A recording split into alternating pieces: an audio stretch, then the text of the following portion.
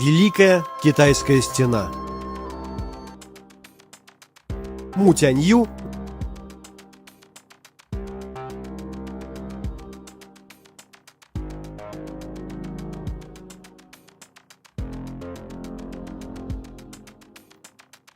Великая Китайская стена является самым величественным древнекитайским военно-оборонительным сооружением и одним из подлинных чудес в мировой истории архитектуры.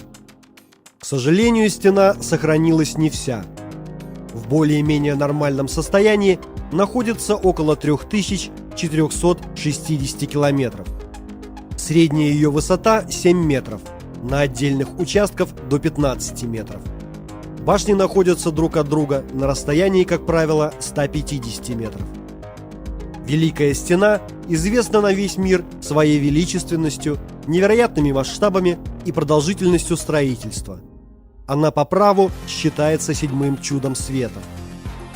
В периоды весны и осени и борющихся царств в бассейне Хуанхэ одновременно появилось 7 княжеств.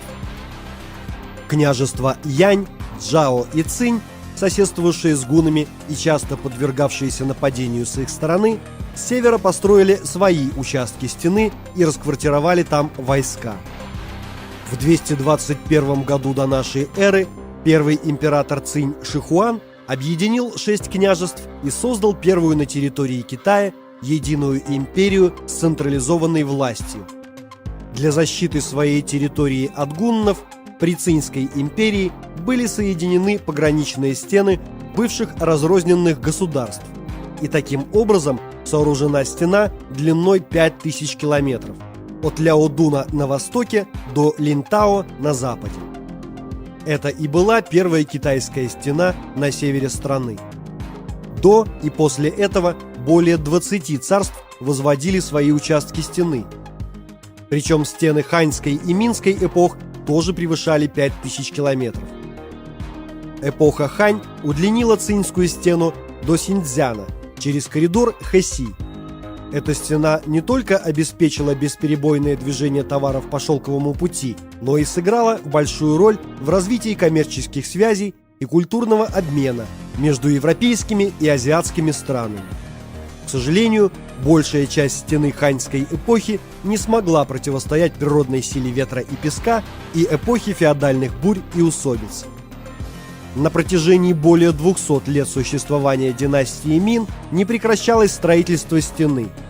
Техника ее возведения достигла высокого уровня, особенно если учесть, что строительство велось на крутых горных склонах, в глубоких ущельях и диких пустынях. Стена, которую ныне мы видим, в основном и была сооружена в эпоху Мин.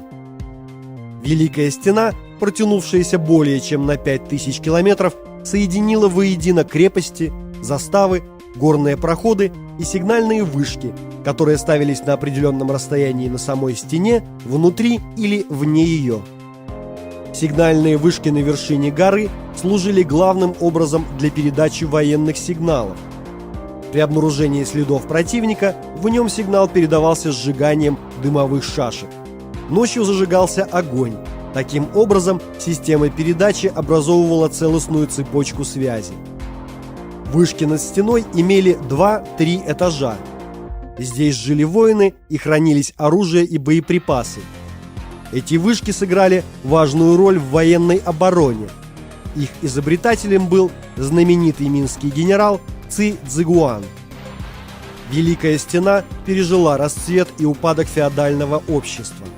Строительство ее продолжалось более 2000 лет. Ныне руины стены встречаются в 16 провинциях, городах и автономных районах на северо-востоке, северо-западе страны, в бассейне Хуанхэ и в Северном Китае. Общая протяженность возведенных во все эпохи участков стены превышает 50 тысяч километров. Шириной в метр и высотой в 5 метров это уникальное сооружение, сделанное из кирпича и черепицы, могло бы 10 раз обогнуть землю. Великая стена – памятник истории, где пишутся политика, экономика, военное дело и культура всех династий, подвиги генералов и воинов, талантливых и умных мастеров.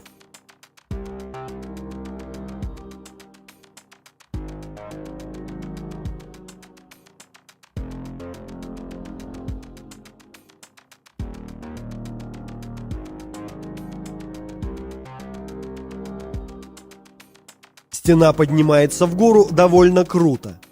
На отдельных участках она представляет собой лестницу с очень крутыми ступеньками, по которым приходится взбираться, держась за ступеньки руками.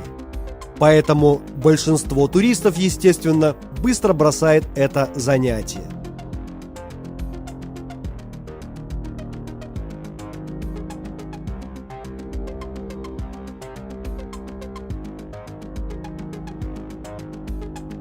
Без передышки никак нельзя подниматься. Лестница под углом 45 градусов. И такое впечатление, что она уходит вверх на километр. Я уже преодолел, наверное, не знаю, километр полтора по всей длине стены. И сил моих уже не хватает.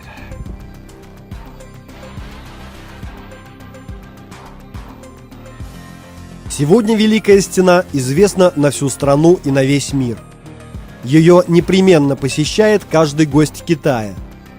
Большая ценность Великой Стены в ее истории, культуре, искусстве, архитектуре помогает туристам глубже познать Китай. В окрестностях Пекина расположены несколько участков Великой Стены. Самые известные из них – Бадалин, находящийся примерно в 60 километрах к северо-западу от Пекина, Мутянью в 90 километрах к северу от города и Симатай в 110 километрах к северо-востоку.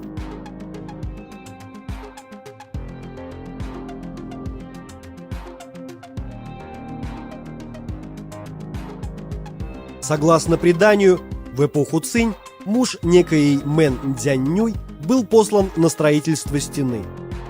Прошли 3 года ожидания, а он так и не возвращался домой. Чтобы принести мужу зимнюю одежду, Мэн Цзяньнюй, преодолев дальний путь, дошла до заставы Шаньхайгуань. Узнав, что ее муж умер от непосильного труда и похоронен под стеной, она горько зарыдала, и в это время внезапно обвалился 400-метровый участок стены, обнаружив труп мужа. Такая народная молва воздала должное тяжелой принудительной работе простого люда.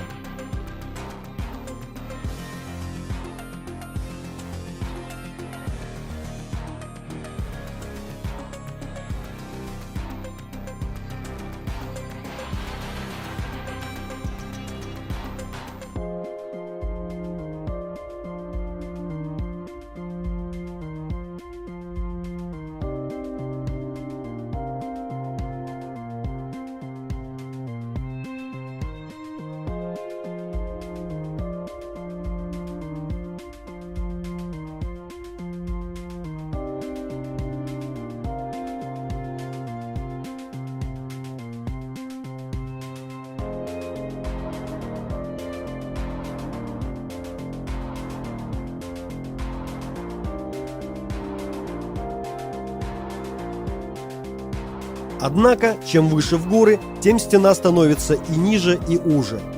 Как бы там ни было, впечатление от стены непередаваемое. Китайцы говорят, тот не может считаться настоящим человеком, кто не взбирался на стену.